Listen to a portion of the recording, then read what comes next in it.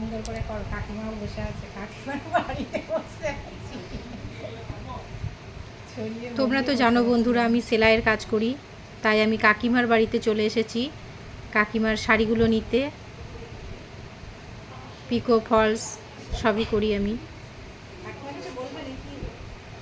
আর এদিকে কাকিমা বসে আছে।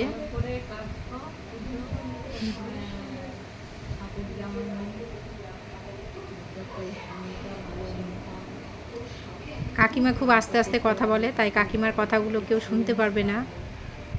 কাকিমা আমাকে বলছে খুব ভালোভাবে কাজ কর, মন দিয়ে কাজ কর। এই ব্লাউজ পিসটা না, এখন ব্লাউজ পিস কাটছি, ব্লাউজ পিস। এটাও তো কাকিমাকেও দেখি। শুধু কাকিমার শাড়ি নেই এখানে, কাকিমার ছেলের বউয়েরও শাড়ি আছে। 58 মিনিট। আর এই ভিডিওটা করে দিচ্ছে আমাকে কাকিমার ছেলের বউ। দেখো আমি শাড়িগুলো সব ব্লাউজ পিস কেটে কেটে এক সাইডে রেখে দিয়েছি। তো ভিডিওটা যদি তোমাদের ভালো লেগে থাকে অবশ্যই লাইক কমেন্ট শেয়ার করে পাশে থেকো।